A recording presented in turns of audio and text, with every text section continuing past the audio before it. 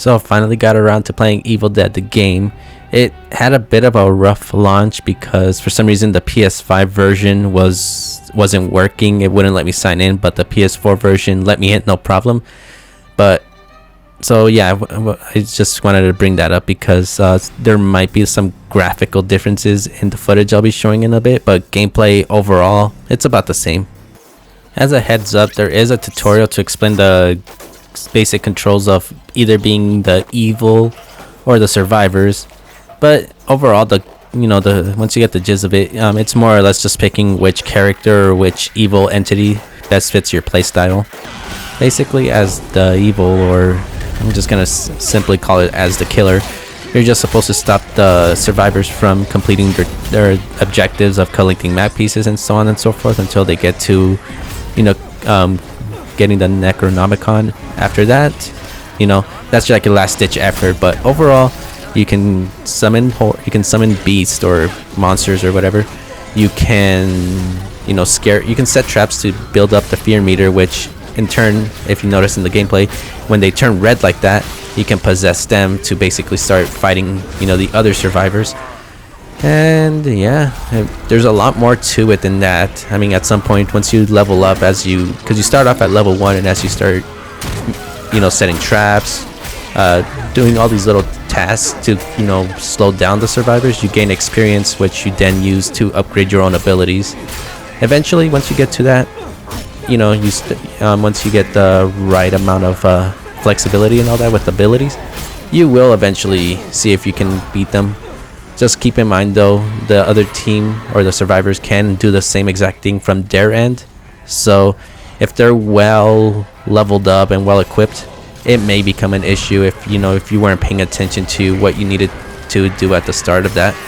Overall though, playing as them, as the killer, it isn't doesn't feel unfair. It's actually pretty fun. It's more or less how creative you can be to slow down the others. For me, it's more or less how much I can mess with the other team or do what I can, because after a while it does snowball, and if you did everything right, it guarantees a win.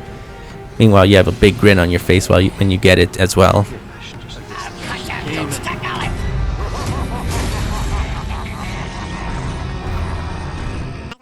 And although I already explained the survivor point of it when I was explaining killer as well, there's something that really needs to be highlighted in this, and that's teamwork. Because I've played a few matches, and I've noticed on the ones where we ended up winning, it was because I was like synergized with my team. We would be doing call outs, we would be if we needed supplies and everything like that, we'd be basically functioning as a team. And if you decide at any point, oh, I'm leveled up enough, I can probably take most of these on, you won't. Remember, the killer is an actual, I mean, there's also AI, but in most cases, if you're playing against another player that's controlling the killer, remember, they can slow you down. They can see if you make too much noise, they can see that you're separated, and they can easily outnumber you, basically get you out of the game. Not like out, but I mean, basically they can just kill you on the spot, and then your team's out by 1. The best way, like I said, focus as a team, because again, this is a team-based game.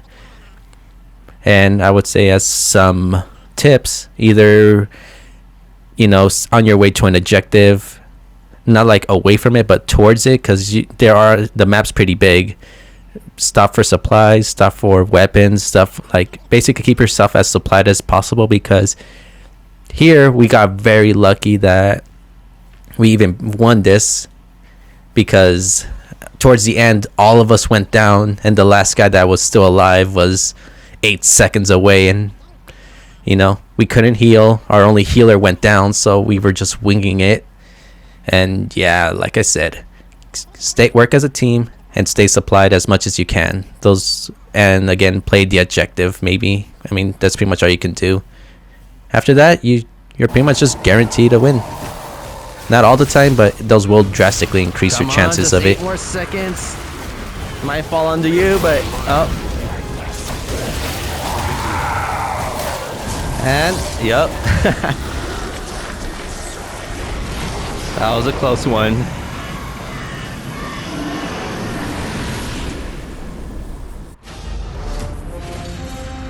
Ooh. One thing I want to add is there is jump scares, cheesy jump scares, Jump but scare. jump scares. On a final note, there is single player missions. To me, they just feel like glorified tutorials, but completing these will unlock you more characters to play as. Again, each character has their own specific skill and role. So if you ever need a break from playing multiplayer, definitely try these out. They are good practice when it comes to the shooting, dodging, and combat gameplay mechanics in this. I forgot to include the skill tree, which it's pretty straightforward. As you play matches, you level up or you get points, which you then use to level up your character, which then rewards you with a skill point. From there, depending on the role, from leaders, range, warrior, and support, for me it's support, you can kind of assign the points to how you want your build. For me, I chose to be more healing and more beneficial. Whenever I revive someone, they come back with more health than they normally would have. So again, totally up to you. Would I recommend this game? Well, I mean, if coming from my view, I got sick and tired of playing Dead by Daylight, and although this game gives off that Dead by Daylight, Left 4 Dead vibes, I overall do like this game a lot. Maybe I'm still in the honeymoon phase, but right now it's $40, so I mean, it's not that costly. The gameplay overall is entertaining. It doesn't matter if you're survivor or killer, it's still a fun game. So I would say, it's entirely up to you. If you're someone that's played Dead by Daylight or fan of the Evil Dead series, then yeah, definitely try this game out for yourself. I am streaming this game, so if you ever want to follow me, you can follow me on Twitch. I'll be sure to leave that in the description.